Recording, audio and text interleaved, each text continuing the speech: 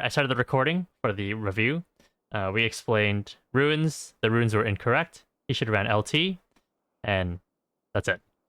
In regards to build, you don't want to look at all the BS that even my channel is feeding, like Essence Reaver is good or this crit item is good. It's all BS. Okay. For Vayne top, if you're an absolute tryhard, the best build each game is going to be Bork, Hexplate, or Rageblade. Could be Rageblade second, it could be Hexblade second, I don't know, right? It just depends on your vibes. Right.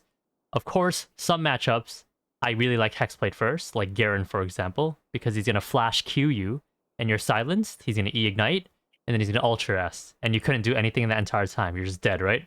So how we counter that is we rush Hexplate, so that we have the extra HP to live with 1 HP when he does that combo. Because as long as you have 1 HP or more, you can play League of Legends as Vayne. That is why you rush Hexplate in some matchups like that are really hard. Even Urgot, you might be able to run Hexplate into. Because if you get hit by E, I think you will live with 1 HP.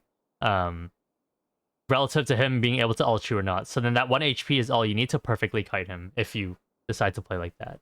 But you get the variations. It's Bork, Hexplate, Rageblade, Hexplate, and then from there you go Randuin's, Jackshow, Maw, QSS. There's a million options depending on the game. But we identified in this game there is no QSS buy.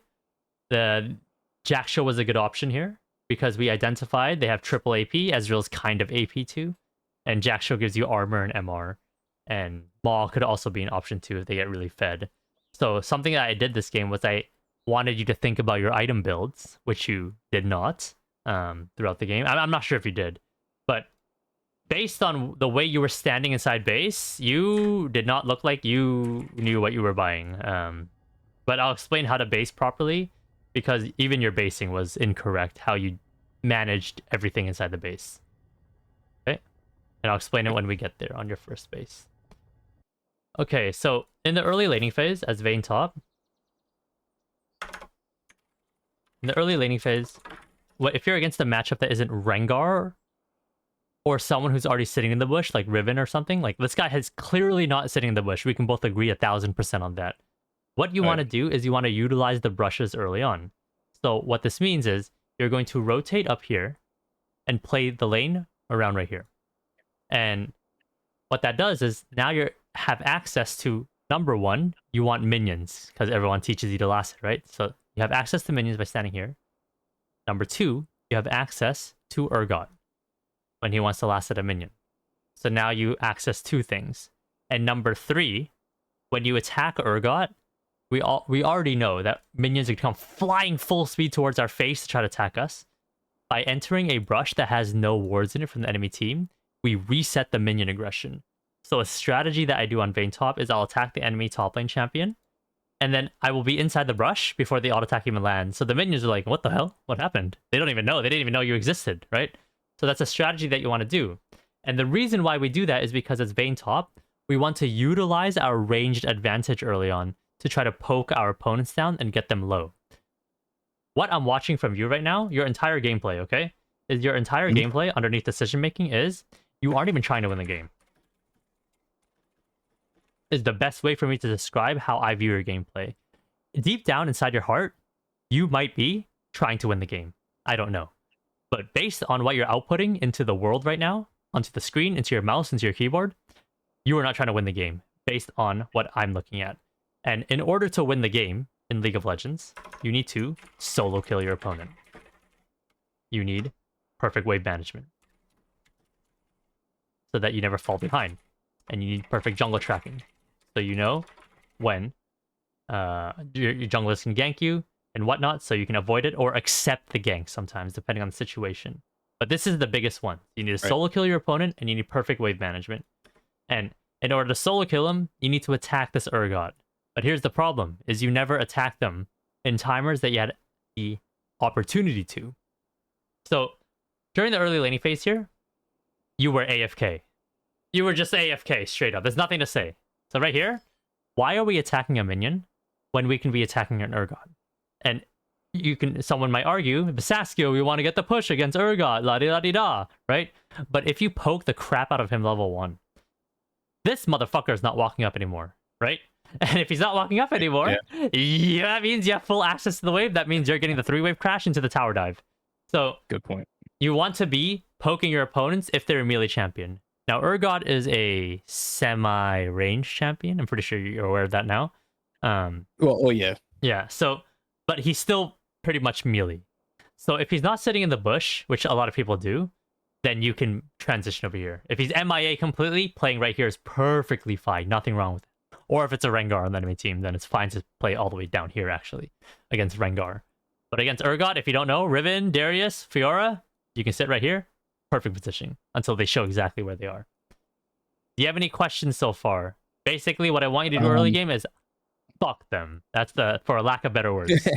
Yeah, I got you. Yep. Yeah. And I taught you the proper way to fuck them, which is from here into one of the brushes. And may I ask if you watch my Vayne top videos ever?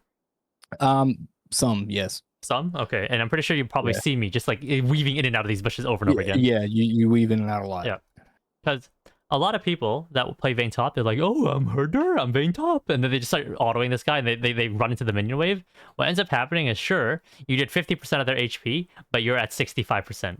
That's not an even trade as Vayne top into enemy melee top lane. For you to beat a melee top laner as Vayne top, you need to be 80% HP while they're 30% HP just to go even in a full all-in. Do you understand that concept? Yes. That's why it's very important as Vayne top. When you poke your opponents, you're into the bush, so there's no aggression from the minions, and then you can focus the minions after. Yeah, because like you were saying, kind of like poking them down. I do poke down melee champions more. It's when the range comes into effect where I kind of like, I guess I just have it in my head. I need to not lose or stay even, I guess.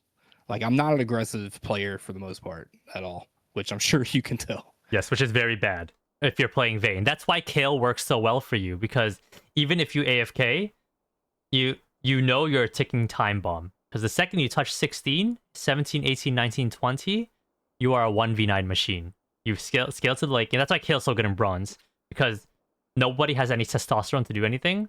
So you're able to actually reach and scale to late game, and then that's when you activate, because naturally you'll just start 1v9ing people. But when you're playing Vayne, you have to flip the script. If you're not playing against a Teemo top or Malphite top or something, you have to flip the script. And you're now the one on the offense early. You have to utilize your range advantage. Which leads me into Zone of Influence. I'm pretty sure you're in my school community. You maybe have seen this video, or you maybe seen me explain it before. But Zone of Influence is understanding the range somebody can impact. And you mentioned it just now, how you're against a range champion, you're a little scared, safe, whatever. But that's cool and all. But I need you to objectively look at Urgot's zones, okay? Urgot's auto attack zones is like this. It's pretty short range. However, after he fires an auto attack, you see these passives right here? Yep. It shoots a bolt like this. So then this is the range. That it effectively goes to this range. Now, Urgot's Q range, on the other hand, is like this. That's the range. And you see how it extends a bit further because of it's a circle. That's something you have to keep in mind. Urgot's E range, on the other hand, is quite short. It's like this. So you have to look at the ranges objectively. Now, I'm not telling you to stand outside of someone's range. I never said that. What I'm telling you is you need to understand the ranges and how fast the abilities travel. Because if you do decide to enter the range, which you will have to if you want to play League of Legends, you are at least mindful of it to be ready to dodge it.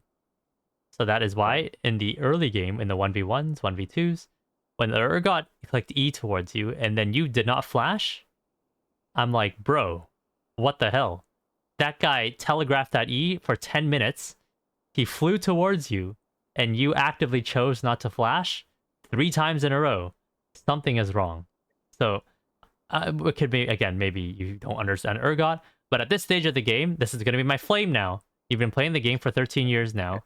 I don't understand how you don't know what every champ in the game does, minus the new ones. The new ones I understand, but the old champions like Urgot and Diana and Asol, Ezreal, you should fully understand. Even if you're a bronze player, I don't care if you're a bronze player. You played the game enough now, right? So that is my first flame. Do you have any questions so far? No questions. Okay. So right now, when you enter Urgot's range, you have to be mindful. Okay, I'm gonna auto. Okay, I might Q over here and be out of the bush still. auto him again, and let's see if Urgot Q's right here, because most bronze players would Urgot Q right here, right when you auto from here. You auto Q, dodge it, auto. If he Q's right here, you're against a Smurf. But yeah, and if he E's, okay, I'll probably still dodge it, okay, and then I'll kite backwards. All right, let's keep going. Okay, but yeah, do you see your gameplay right here? Full AFK, you're in range to cool hit minions, cool, right? But you're not in range to attack Urgot. But better yet, Right. if you stand over here, Urgot now has to think, oh shit, if Vayne is standing right here and has access to minions and has access to me, the Vayne might actually attack me. So then now as Urgot, I'm going to be like, ooh, I might give up that minion, right? And if he's giving up minions, that means he's losing gold.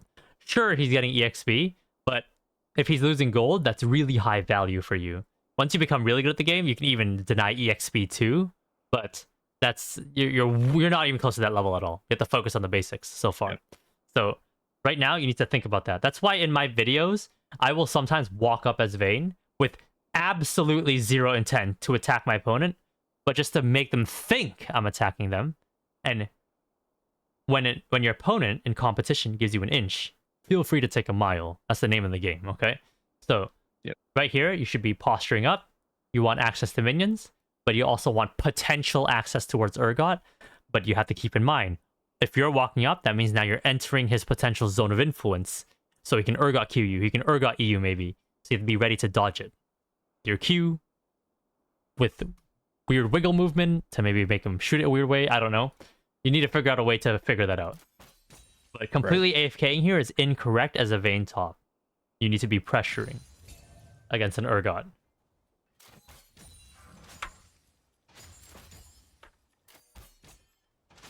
And the best timers to auto attack an enemy champion is when you have nothing to last hit. When you have nothing to last hit, but they have something to last hit. I don't care so much about them having something to last hit, although you can trade off of it because they're going to be standing still auto attacking the minion. It's more so when you have nothing to last hit. You're going to see a trade later where you start trading with the Urgot, but you lose 2 minions because of it. And instead, you should have been focused on the minions. Unless you want to prep their HP so hard for a tower dive, you should not be sacrificing minions, ever. Okay. Congratulations, we got 6 out of 6, though. Not bad. Like right here, for example, right there. He has something to last hit. You have nothing to last hit. Why aren't we autoing him at least one time? Better yet, why aren't we over here autoing him? That's an even better question. So, very AFK gameplay. Not good. Like, I need something to awaken inside you. I need you to, like, why aren't you, like, trying to fuck these people? I don't even know. I don't even know how to say it. Like there's no sense of alpha-ness. There's no sense of testosterone. There's no sense of, I want to win the game and just, like, shove it down their throats. Like, there's none of that at all. It's just, I'm playing safe. I'm farming. We're chilling. Like, that's all I see from, like, this entire gameplay. And it's not good. You will not climb in League of Legends if this is how you play at all, ever. So, you need to activate some type of wolf when you're playing Vayne top. But when you're playing Kale, you don't do that at all. You just AFK and it's farm. Anyways, let's keep going. And then I'm sure you're aware, after 7 minions in a lane, you get level 2. The first 6 minions, and then the first melee on the second wave. You need to identify this minion, and if the enemy team is disrespecting you here, you can go forward. And this is where you can turn off your brain too. Where you go, hey, I don't care if you land your 1 ability on me, I'm level 2, I'm just gonna trade with you. And then boom, boom, you proc W, you back off, and then you're happy. So right now, you should be posturing on your opponents before that minion even died. And then when you hit level 2, you insta control W, auto the Urgot, Q, auto, and run him down. That's it. And then with level 2 advantage, you have more stats than him, you have an extra ability over him, and you want to get him low and potentially tower dive him on wave 3, or after wave 3 comes. And then you clear wave 3, and then you can tower dive him. Because nowadays, with the way wave management works, is you can 3-wave crash now. 3-wave crash in winning matchups. And all you have to do is purely last hit. No extra autos. For first 2 waves. Wave 3, hard shove. And Suicide tower dive, or base, or call, or boots plus refill. That's what you do, okay? And right now you're doing that exact sequence. You are 3-wave crashing, and then you are, in this case, basing, because you didn't get him low. And now look what you did. You have 2 low HP mage minions here, and you decide to attack the Urgot. Where was this level 1? Now we just lost money for a poke on Urgot that we didn't even capitalize with later on. And now going into wave 3, you need to hard shove this as fast as you can. Because now you don't want to be here when wave 4 crashes right here and you're still on the map. You either want to have either suicide towered over him and died and got him, or you want to be in base so then you come back for the next wave. Because something yet you have to think about, and this is not as important in bronze, but you're going to pay the price, and you'll see the price has been paid.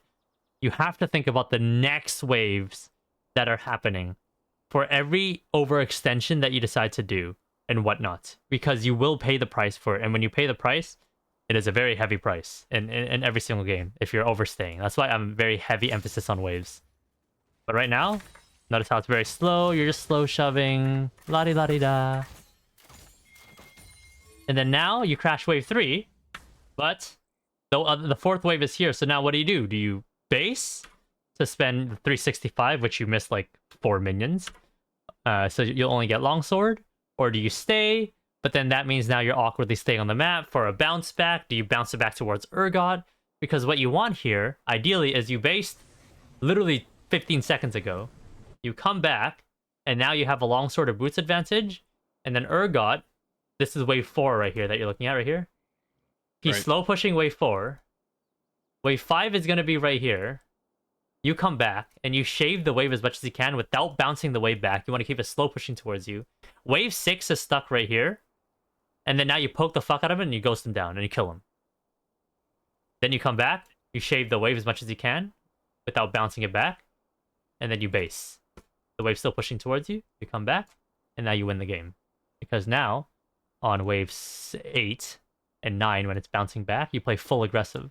And then you can tower dive on wave 10 or 11, depending on where he gets the poke in. And that's the sequence that you want to play on. Okay. But now we're sitting here. Like the way you're describing it is like a cycle, and you just repeat that cycle. Okay. Yes.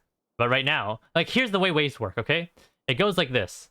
So 1, 2, 3, 4, 5 back, ideally, and then he bases. Then you do 6, 7, 8 back. Then he does 9, 10, 11 back to you. Then you do 12, 13, 14 back. And that's the repetitive cycle on repeat over and over again. And a lot of times, what you'll end up doing is when it's a 2-wave non-cannon crash, you'll actually do 2-wave non-cannon crashes. So it might be non-cannon, non-cannon, crash. And the reason why you do that is because if you base on a cannon wave and they hard shove the wave that the 2-wave non-cannon that you just pushed in, and then they hard shove the cannon wave, what ends up happening is you get back to the wave fast enough because the cannon, the first melee soaks up 3 tower shots, and then the cannon soaks up 6 or 7 tower shots, and you'll get back for the cannon EXP, and if you're really fast, you'll get back for the actual gold itself. And then you can do that. But if you base on a non-cannon wave and they hard shove the wave that you just crashed, and then they hard shove the wave that you hard shove the next non-cannon wave, you end up only catching 2 mages or even 1 major minion, which is really bad. So there's a cycle that happens over and over again in top lane. Pardon? Yeah. Yes. You basically lose out on a whole wave. You lose out on a whole wave, basically. And the only time you do that is when you got fucked by the enemy jungler or you took a really bad trade. So that cycle happens on repeat over and over again until it's broken in some way, shape, or form by someone either solo killing or someone having to force base or jungler influence. One or the other. Anyways, we're here on wave 4, and this is good. I don't know why you are not wailing on this guy right now. He is inside your zone of influence, so you can attack him. And he's level 2. He's walking up to the wave. He's inside your zone of influence. Why are we attacking the minions here? We should be spending our time auto attacking this Urgot. And then the second you see an E animation, what do? Q away. If he flashes, no big deal. You get popped right here. And then just walk it off. Walk it off. You're good. Of course, in higher elo games, you don't want to get hit by E at all. but yeah. Like, that's good. You can poke him there, but then you have to Q out of the tower range. The tower range is like this. That. Okay, let's keep going. And now look how it's so awkward to play wave 4. Wave 4 here is like in an awkward position. You're pretty far up, which you won't get ganked. And notice how you can't really auto the Urgot, and autoing these minions is kind of awkward too. There's just no like nothing solid to hold on to right now. So now this is good for Urgot, because Urgot gets to just AFK farm, chill, turn off his brain. He's just chilling. Like, he's not getting punished at all because you're not playing the waves properly.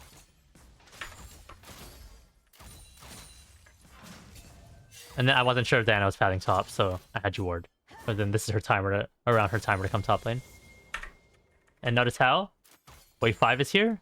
And this is it. This is, again, still perfect positioning for Urgot. I'm happy as Urgot here. I get to farm. Kind of hard for you to all in me. I might get a poke or two, but I'm fine.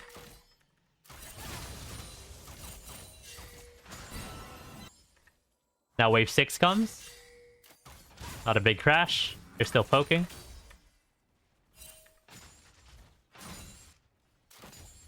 And basically, I can't coach this. Like, what do I tell you here? You know what I mean? Like, there's nothing for you to say. I can't tell you to hard poke him. There's no bushes to play with. There's no freezing that we can do on him. It's just... he's happy. If I'm Urgot here, I'm like, dude, let him keep pushing, bro. Just keep farming. I have nothing to coach here for you.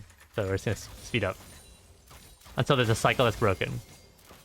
This is bronze, so he gave you an E for some reason. I don't know. So you take them, obviously, right?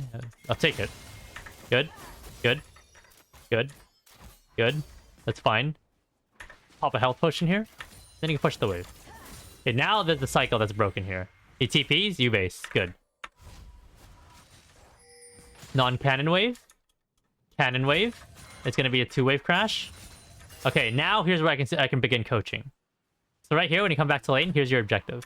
Your objective is to shave this wave as much as you can without bouncing the wave back. And what this does... What's up? So...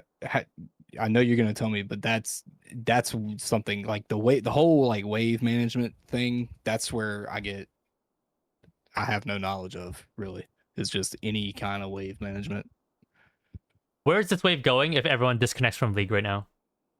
Straight into my tower. Yes.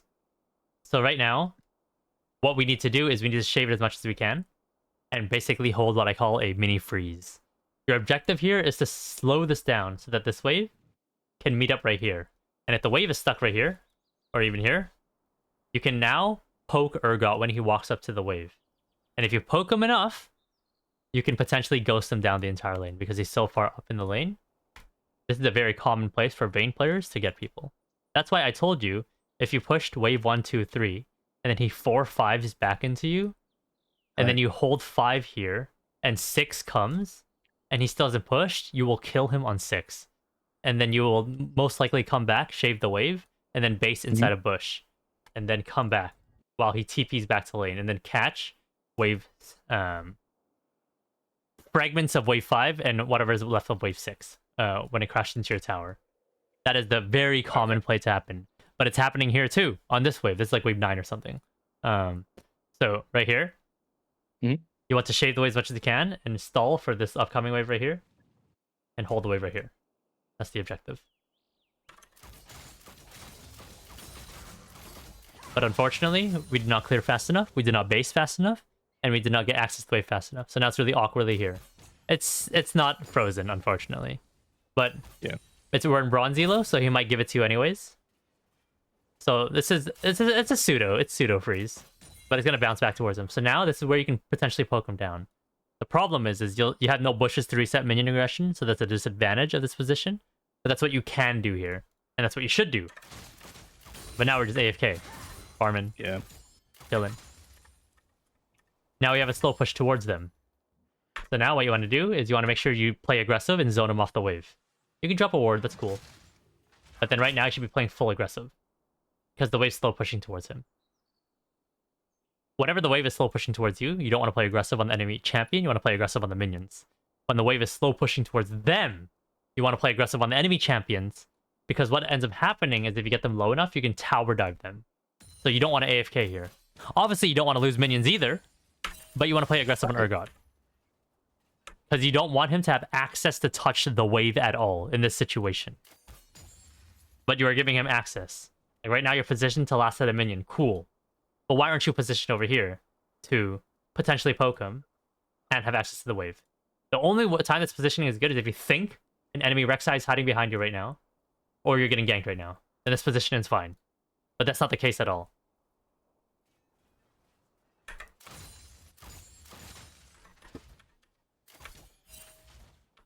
Right here, you need to play aggressive. No aggression. Nothing. Yeah. And Urgot's very happy. Happy man, happy man.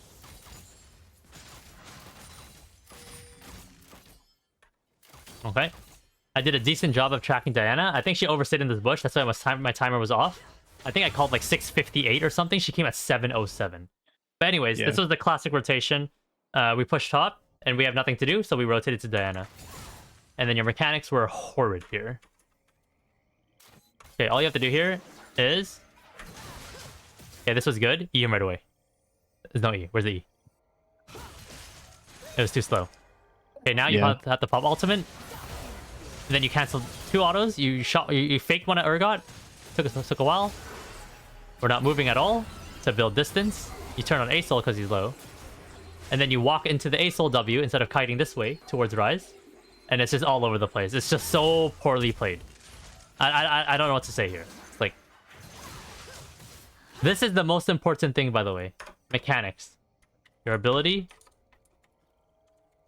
to execute your champion. And then it includes like mouse control, mouse clicks, and precision, camera control, all this stuff. And the way you move around too is you do it based off zone of influence. And it's fine for you to enter these people's zone of influence because they're clearly locked on Lilia, but you need to output your abilities faster. Now, I'm not saying E people away. I'm sure you've done that before in accident. I've done it before too. But I'm saying like that was a position we had to E. And better yet, that was a position that you should have ulted on the first auto. Because we both know, 1,000,000% right here, this is going to be a full-on engage, no questions asked. Look at this. It doesn't matter what happens here. This is a full-on engage already. 100%. You need to pop your ult right now. I don't know why you didn't pop it. You queued first. That doesn't make sense. You want to ult, auto the Diana, then queue. Why are we just queuing? It doesn't make sense here. Because you want to min-max your damage output. Min-maxing is maximum output, minimum input. And the way you min-max your damage is you want to, on every single champion you play in League of Legends, you auto once, and then you use whatever ability, right? To cancel the auto, quote-unquote. In this case, as Vayne, your best, fastest damage output is auto into Q auto E. That's the fastest DPS that you can get on this champion. For Rise, for example, it's auto Q. And Renekton, for example, is E forward, auto W. You don't E forward, then just W, unless you think they're gonna flash. Then you W right away. But as Renekton, it's E, auto W, auto Q, auto E. Do you see that? Riven, it's E, auto Q, auto Q, auto Q, W. Vayne, every single champion league has some kind of min-max mechanic, and you're not even doing that here. Which is what you should be doing. Alt, auto, Q, auto, E, and if the E doesn't connect into a wall, it doesn't fucking matter. You just pop Ghost, and then you run down whoever's next. So you queued without ult, you finally autoed, you E'd a little bit late, it could have been way quicker. You're canceling 10 million autos here, which is very bad. Finally pop ult. Didn't pop the potion right away. Still haven't popped the potion. You kite into Asol W. So this is simple zone of influence. And now you're entering Urgot's zone of influence too. So this doesn't make sense at all. And you could be like, oh, I'm panicking here, Saskia, da da da da. Why are we panicking?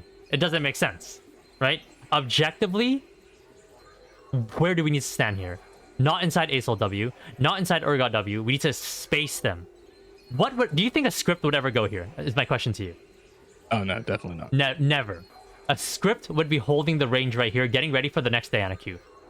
So then you'd be kiting backwards, and then you'd go forward 1 second when you see the Diana Q come out to dodge the Diana Q. And then you'd continue going backwards until you think they go backwards, and then you chase them too. And then, of course, you have to play the Flash versus Flash game against Urgot, la-di-la-di-da. But a script would never do this, so then why would you do this in this situation? Enter Asol W, enter Urgot, zone of influence, enter Diana auto attack range. So it doesn't make sense there in that situation to do that. And now your next thing you're saying is Saskio, but I'm not a script, I'm not a robot. become one, motherfucker. You know what I mean? Like, I don't know what to tell you. Like, like, replicate scripts as much as you can. That's why I'm a huge advocate for watching scripting content. Because you want to replicate scripting gameplay as much as you can as a human being. You're not going to get close. Especially you. You're not going to get close. You're going to be like 1% close. For me, I'm 70% close to a script. But that's the closest I can get, right? This is not possible. Anyways, let's continue on here. Do you have any questions there? That was very simple team fighting, and it was botched. Yeah, no questions. It was mechanics. It was zone of influence. Those two things go hand in hand. Okay, but the decision making was good. You pushed top lane, then you rotated, and then you made the 50-50 play. You got your 100% resources first, so that's fundamentally correct League of Legends gameplay in terms of macro gameplay. Now the question is if the wave was pushing towards you, there's a fucking massive wave here, and Urgot started moving, do you move too? And that is a 50-50. I don't have the response to that question at all. Okay, but yeah, in your situation here, this is perfect. Now let's talk about buying in base. How to base properly. Okay, the reason why this is important is because you spent 10 minutes inside the base. I don't even know, bro. Like, in League of Legends, this is the buy range, okay? And then this is the HP range that you can continue getting HP. The first thing you should do in base every single time is immediately run to this tile right here. For Vayne top, or any top lane champ, doesn't matter. And from here to here, every single item is already purchased. Make sense? Yeah. And that is why you need to identify what you are buying before the game. As Vayne, it's super easy. It's probably Bork or Hexplate first item. Just buy the components, move, and then run. Okay? And then, if you need HP because you were super low, you can stand out here. And the reason why we do this is because we want to get as humanly close to the lane as possible so we can catch a minion that's dying and get to the wave as fast as we can. Instead of hiding here for 10 minutes, finding the item we're buying, and then being like, oh, what's window shop? What are we looking for? Like, it takes forever. And you see that? You've been here for like a nice solid 12 seconds. My ass would be over here by now. Like, if I'm playing against you, I'm going to be like, okay, Vayne's going to be here at 8:08. Motherfucker, you showed up at 8:15, 8:17. Like, that doesn't even make sense. And then you didn't tumble twice to get to lane. You tumble once only if you think there's people hiding in this bush, ready to gank you right here. But tumble twice. And of course, hover this wall. But in this case, because you know exactly where everyone is, you don't have to hide. You don't have to hug the wall. You can walk as close to Lilia as possibly can. So you can be as close to Lilia as you possibly can. And because of your 10-year base, you lost minions. And right here is a situation where I told you, do not go to the fight. Because the fight is A, moving away from you, and B, you have a big wave. It's a terrible, terrible value to move. And of course, you might get pinged. But that's not your fault.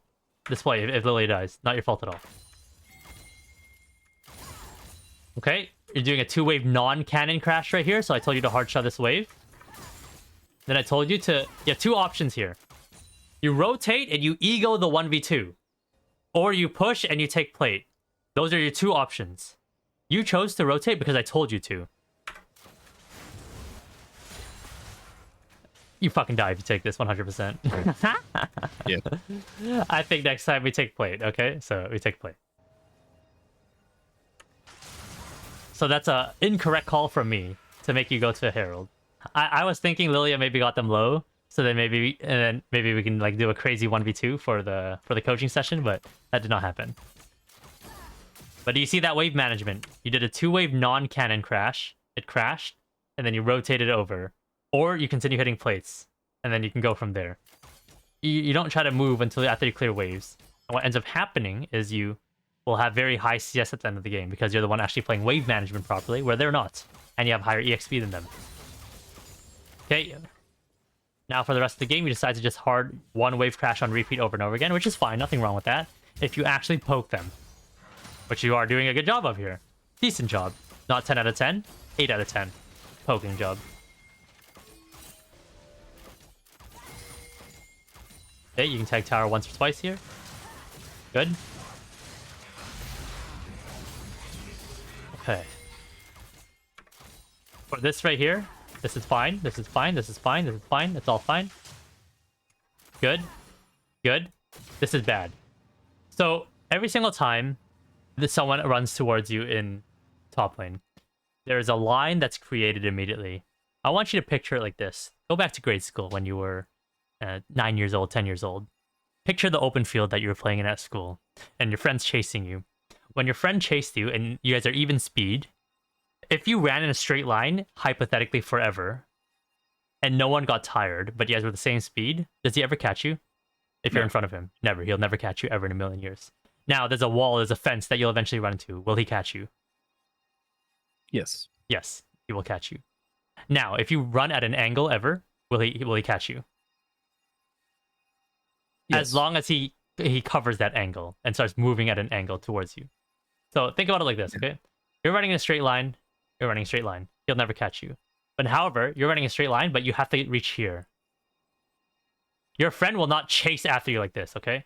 Your friend will chase after you like this. You see that? Yeah. So now, if you look at this example, when the Urgot is chasing towards you, the line has been created. You will run into this wall right here, right? 100%. So then why would you ever arc yourself early on? You want to arc yourself up here. And in that entire time that he's chasing you, let me just go back a little bit because you're going to go back 2 seconds.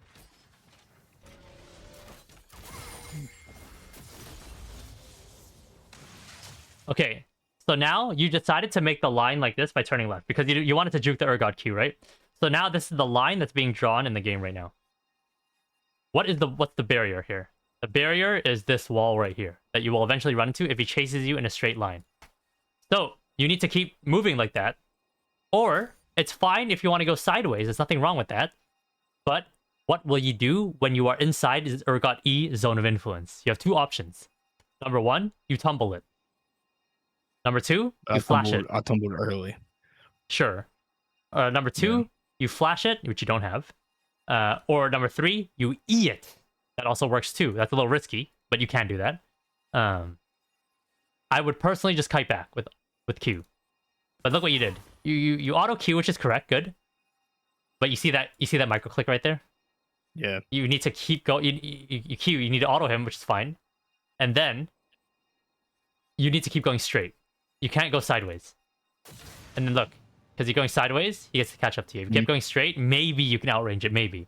But in this position, there's actually nothing you can do. You have to E him. There's nothing. You have to E him. There's nothing left. So that is what you need to do in this situation. This is spacing and tethering that I'm teaching you, by the way, for Vayne top. Yeah.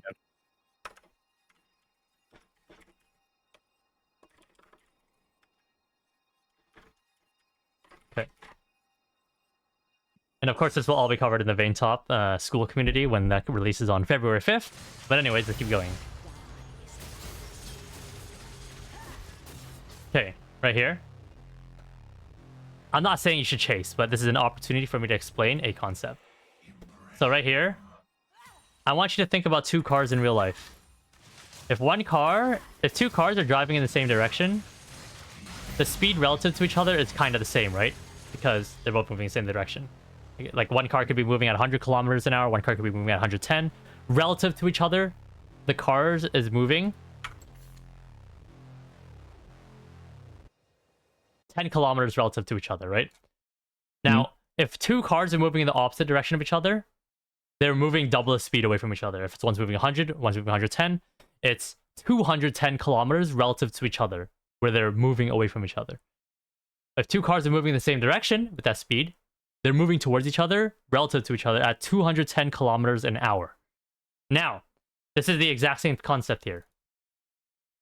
Right here, two objects moving in the opposite direction is double the speed, which means you'll never catch up to him. Now, right here, I don't know if you want to catch up to him, whether you want to or not. You probably don't in this case because he got hit by the Urgot E. But if you, let's say you wanted to chase him here, let's say you really wanted it really badly, okay?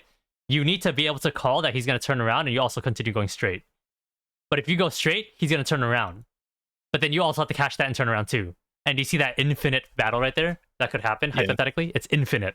So that is something that will matter in other matchups. And let me see if I can find a clip to even prove it to you.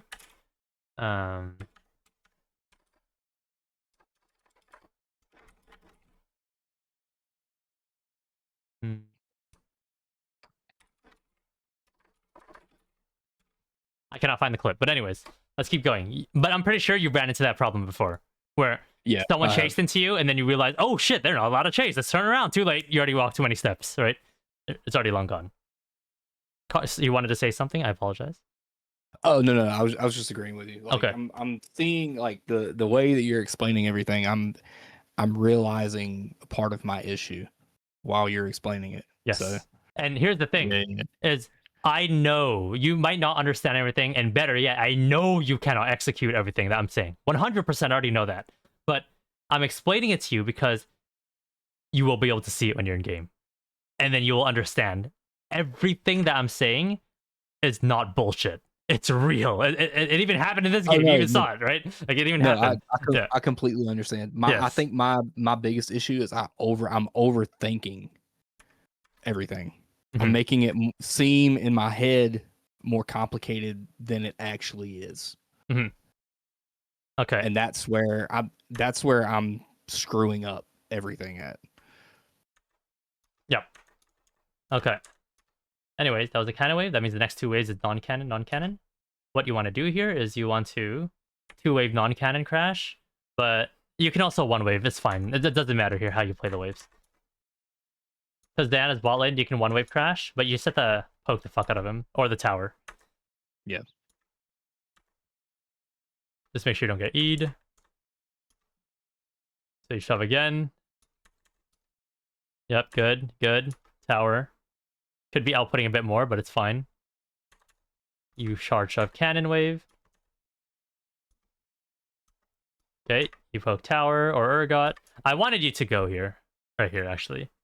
This was your good opportunity. So how you would do this is you can bait Urgot Q first, but here's what I would do. I would ghost, walk here, ghost ult, walk here, auto, E right away. And then Q, auto, and then finish off the rest, and then walk away or flash away. I don't know, but he's so low right now. I think he just insta dies. Because I hope you realize that condemn does 117 damage after all his armor and shit. It probably is around like 90, but it's no. I take that back. It's a 78 plus 117 in this case, right? So roughly 170 damage after everything is reduced by armor. It's probably like 140 damage. And with two autos and your W procking, he's gonna be at like 100 HP after all that. So that means you just have to finish him off for like a couple more autos. And I think that with all the tower shots coming down, you can tank 3. I think it's enough. The question is does Urgot shield? Fuck you. That's the question. Can you kill him fast enough before the Urgot shield comes out? If you don't think so, you should poke him for another rotation and another wave. Okay. But I definitely want you to pull the trigger here because you got that one poke. It's still hard. I think it was back here that you should have done it. Let me see. Because something activated my body to tell me that you should pull the trigger here. 608 is your best chance if you want to do it here. If you're too scared, you don't have to pull the trigger, by the way.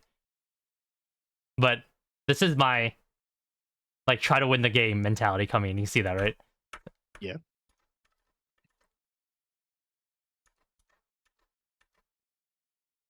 Right here.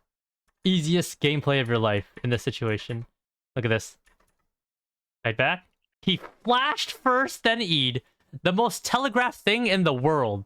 All you have to do here, my brother, is click E on him and then flash exactly right here. His ass is in the wall. He's dead.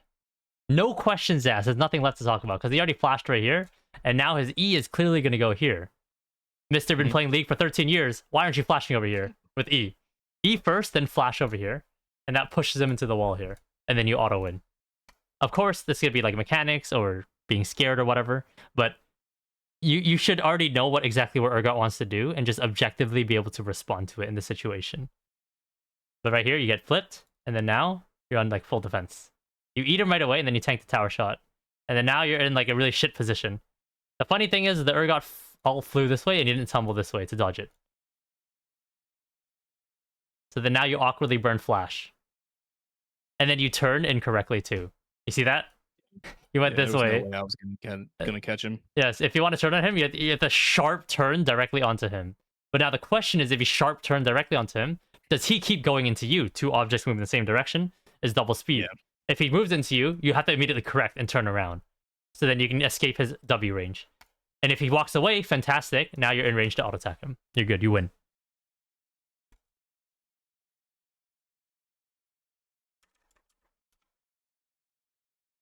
And I gave you the exact timer Diana can gank top. 1346. You see that? I knew exactly the timer. If she ran straight top, she would be here right now. If she ran straight top. Ooh. Now, I'm not going to teach you how to track enemy jungle like that, because that is like through years of gaming at high level. But the idea is on their base timer. By the way, I tracked her when she was dead. All the way back here. I knew Diana's gank timer. Not yet. I knew it over here. Right. Not yet. Right here. I knew exactly the timer that Diana's going to be top lane. The exact one. The way you do it is you do death timer plus 20 seconds. Any questions? That's it. That's 1346. It's that simple. People think I'm a god for doing it, but that's it. And then for every camp is 7 seconds. So if you want to add on a Gromp, it would be 1352. She would be top lane if she smites. Huh.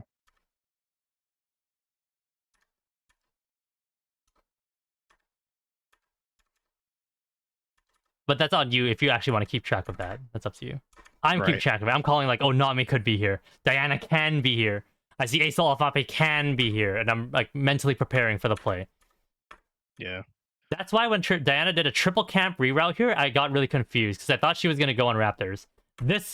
These happen, by the way. These reroutes do happen. But when these do happen, it's really bad if you escape it. Right here, my brother in Christ. Turn. Turn, motherfucker. Turn. I know you have ult in 5 seconds. You don't have ult. It's a little scary still for 5 seconds. Dude, right here, if you pop Ghost, what do they do? Like, what do they do, though? Let's be real. You just run towards Diana, you just keep autoing her. Urgot comes in, he clicks E right here, you E him back, and then you just keep attacking Diana. What do they do? Like, I'm trying to think logically here. Like, right now, you're in a defensive mindset. You're like, oh my god, Diana's here. It's 2v1. I'm getting shit on, right? That's in your mind. But in my mind, I'm like, how the fuck do I kill these two? Right? It's a completely different mindset.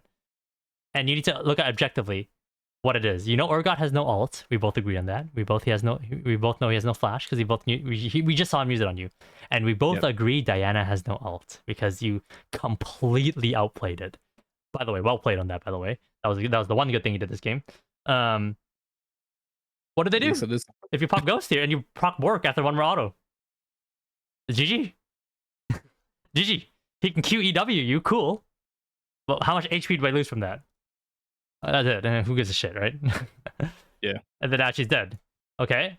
And then now you E Urgot away. He continues chasing you. Now you pop ult. And then I kill Urgot and you perfectly space him. And then you can create the game like this.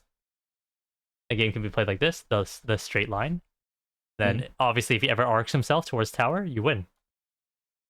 And you just have to call the second E if you don't kill him fast enough. Because my brother in Christ, you have brother of the Room King. So right here, a thing that Vayne top players need to understand is they need to understand how to identify ways to win 1v2s because they see getting ganked as a disadvantage. Everyone in my YouTube comments are like, Sasuke, I get camped when I play Vayne top, blah, blah, blah, blah. I'm like, dude, if you're getting camped below Emerald Elo, that is an opportunity, motherfucker, not a disadvantage. You need to either prep your opponent's HP. That's why I talk about the wave management, right? 2-3 wave crashes, where you're playing Omega aggressive. Because if they gank me and I have a gigantic wave, and I poke the enemy top lane already, it's not a 2v1. Motherfucker, it's a 1v1 against me against the enemy jungler, you know what I mean?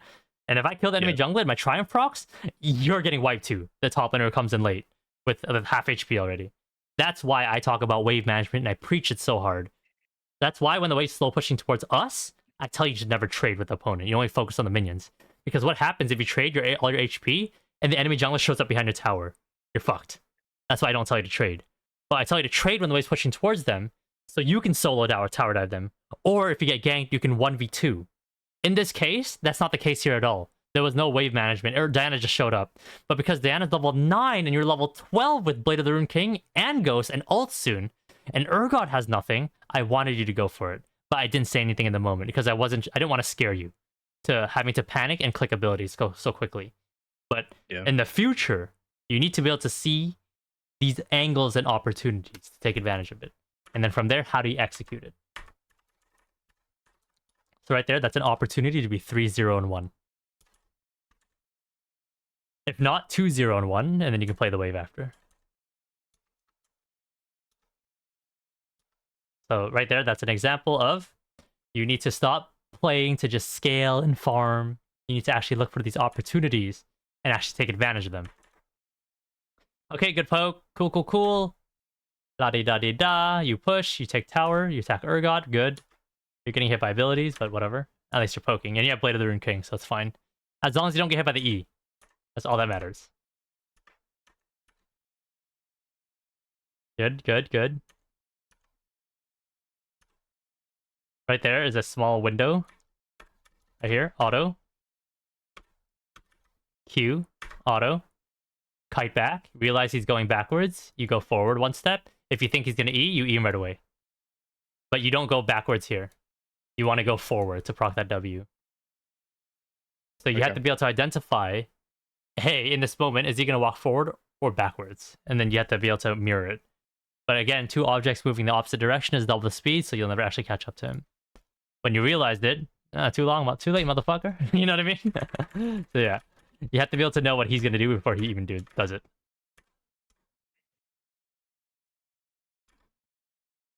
There's no point warding and then running past the ward, unless you're going to place another ward. But if you're going to place another ward, then you should have just placed the initial ward right here.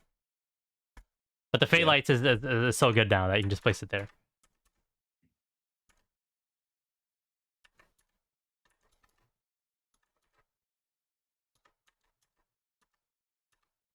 Okay, right here, you don't run away. You bait. You need to act like you don't even know what's happening. Oh yeah, this is where I played it really This bad. is really bad. In multiple departments. In the acting department, like, you should be, like, accidentally walking forward and be like, oops, my bad, let's run away now. And then the Diana's like, hey, free, QE. And then you just ult, and then you press ghost, and then you Q. Because when you ult and you Q and you go backwards, right? I promise you 1,000,000% they're going to go backwards too. You immediately go forward, not backwards. If you go backwards every one step, you're too fast. And then you just kill Diana. GG. Sit down. Blade of the Rune King proc. And then right here, I was like, dude, just fucking alt Q and just E his bitch ass and just kill him. Why are we just queuing? This doesn't make sense. Alt Q. You already know this is a full-on engagement 100%. Pull the damn trigger, bro. And just go.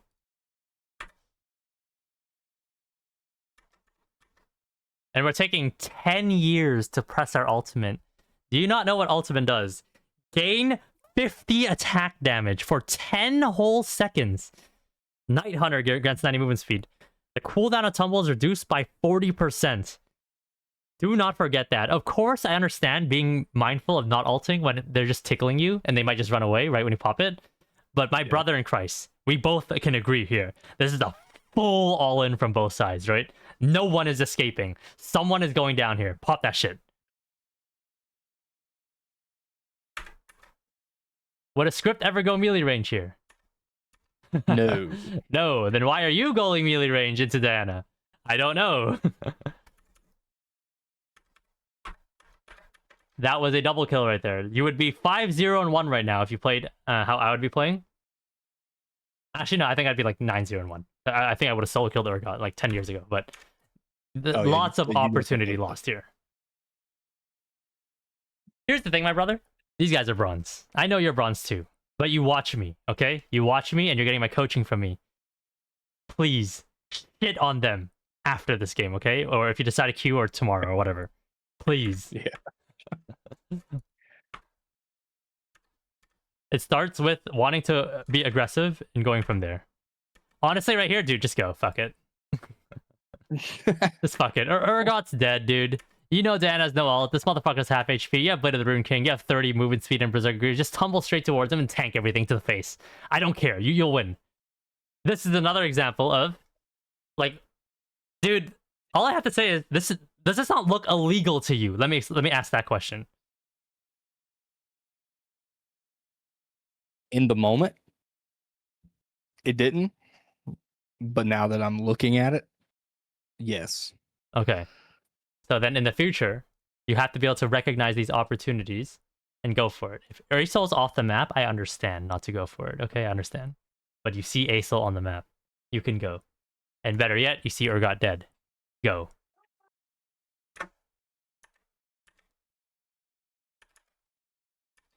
My man sees the jungler and thinks, oh my god, I'm a fucking prey. No.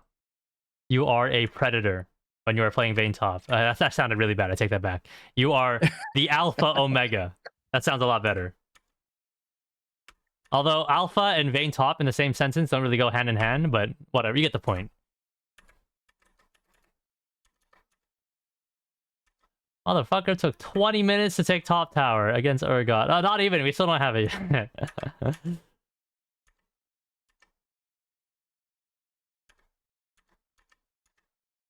Nice. Dude, I want you to know how bad these players are, that you were able to tank an Urgot E and still win the 1v1. If this ever happened in a Challenger game where I tanked an Urgot E, I'm dead. That's illegal. You are better than these people. I want you to know that. Play like it. Okay, once this motherfucker rolls up, it's over, though. This guy's stupid. Run away. Yeah. That man ran away too far. You should have based faster. Also, even if you're TPing, you want to run over here, by the way. So that your TP finishes half a second faster.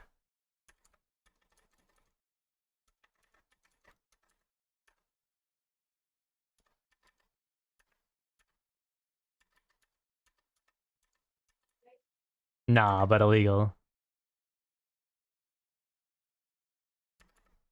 You got Urgot? He shows mid. He MIA's off mid lane. He doesn't show in mid tower. He's MIA right now. And he decides to tumble in the exact timing that Urgot can be top lane. This is now map awareness. No one's showing mid. No one is showing bot lane. Why would you ever tumble here? Into a fed Aurelion Soul is the better question, even. Into a fed him. You can ghost alt Q if you want, if you got balls, but you cannot just normal tumble. Even if Urgot isn't here, why would you ever do this? Is my question to you. Why would you ever do this? It doesn't make sense. His zone control is so massive, and he has Rylai's. You need to understand that. Sure, you have Bork Rageblade, but you can't take light trades against Aesol. It's either all in or AFK, one or the other, in this type of in this matchup. Yeah. So that's poor decision making.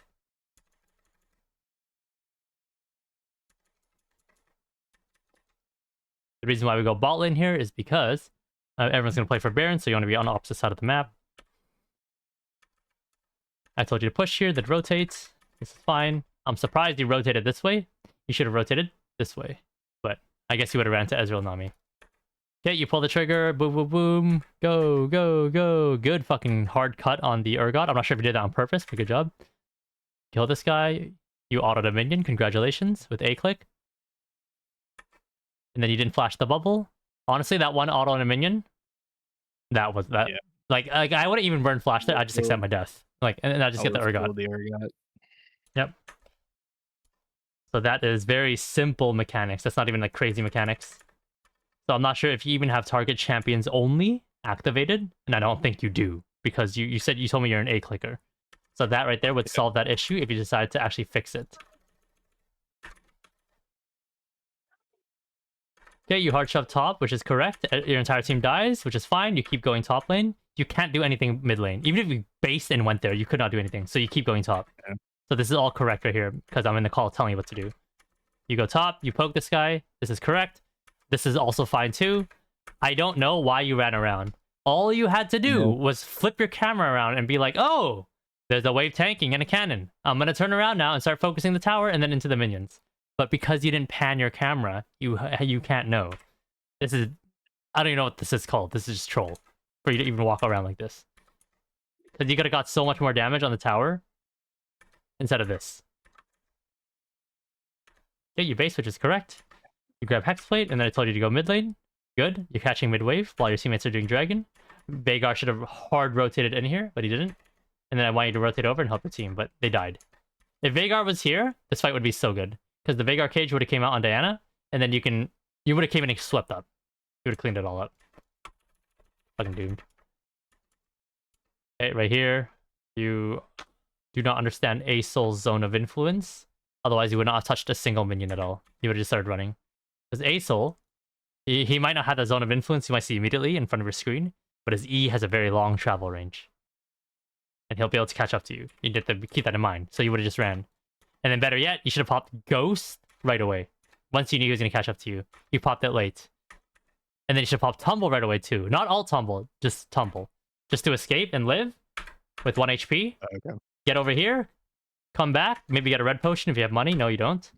Actually, maybe you did. And then you come back, ult, and then you can probably clean up too before you go down. And then GG. So this game is all on you. I don't give a shit about the 4-9 Vhagar, 0-7 Leona. None of that shit matters. What matters is you should have been 18-0 this game. 100%. And I broke it down objectively in each situation where you could have easily snowballed the game. Even through your early mistakes of not poking the Urgot. Do you have any questions about anything I've talked about?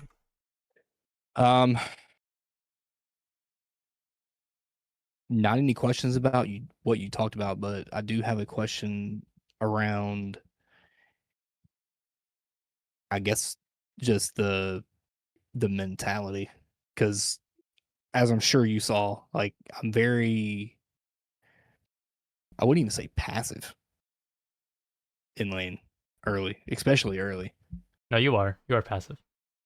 Like I'm from seeing it and hearing you explain, I'm worse than that. like you were saying, I'm just AFK. So I'm trying to think of how I can break myself of that. It goes back to just wanting to try to win the game. You're not trying. That's it. You're not trying. Like, you need to activate something inside of you where you are trying to, again, it goes back to what I said earlier, part of my language, you're trying to fuck them. You're not trying at all. That's all I'm trying to say. You're just trying to scale, farm, play safe, chill. And it's just, it's not beautiful to watch. It's not pretty. Because that's pretty if you're playing Kayle, but we're not playing Kayle. We're playing Vayne, top lane, against melee champions. It's a whole different game. That's why Kayle works so well for you, because you're so used to that style. And then all of a sudden, a flip switches when you hit level 16. Because now you have this fake confidence that you're supposed to have already, or real confidence that you're supposed to have already as a level 1 Vayne, that you should already be playing like. Now, I'm not saying that you should just play Kayle and then stick with that style.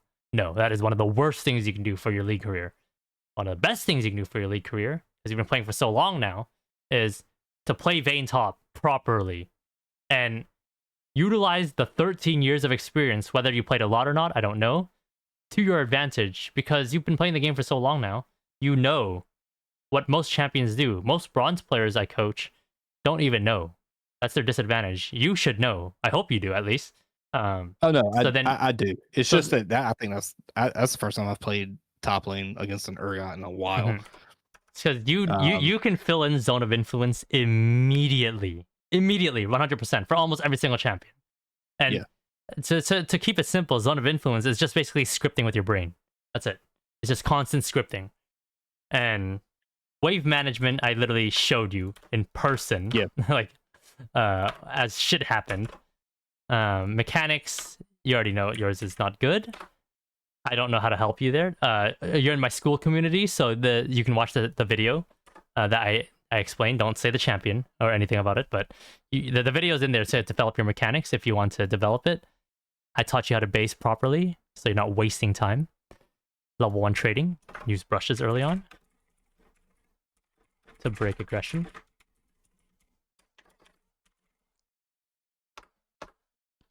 Decision making. It just I'm not even gonna like talk macro. Like the macro was good because I'm in the call, right? I was like push, rotate, Right. good. You got to the Diana, you just misplayed it. But I would say the better thing is to just try to focus on winning your lane as hard as you can. Jungle tracking is 20 seconds from base. It's 18 seconds, but 18 is way too hard to calculate in game. So the way I do it is I add 20 seconds to the timer right when they spawn, and then I -2 after. That's way easier, right? Than just trying to add 18 to whatever number is on the screen when they spawn. So that's how I do it. 20 seconds from base is the fastest someone can get to top lane. That's the general speed without boots, okay? Once they have Right. boots, if they're Riven or something, or Rammus, Warwick, it's a completely different timer. But this is the general timer for most people. Spacing and tethering, you understand the car concept. You Yeah. understand the line that's created when someone is chasing towards you, and how if you decide to arc it, that means they'll catch up to you, and whatnot. And of course, if you're still in the school community when the entire Vayne top course comes out, I'll be explaining spacing and tethering super in depth, so you know absolutely everything. And of course, at the end of the day, my brother, you can understand all the BS in the world that I just taught you. Not BS, real stuff. But if you cannot do it, it doesn't matter. Okay? If you cannot do it, it literally does not matter. Like, so I can't. The only way I can help you here is you do the exercise in the school community for this one. That is the closest thing I can help you with. But yeah, this is everything. All right. Okay, I'm gonna end the recording then. If you don't have anything to say, so it's a nice clean Oh, VOD for you. yeah. I'm posting this by the way on YouTube. This is a very good video for everyone to watch. But let me end it. Goodbye, YouTube.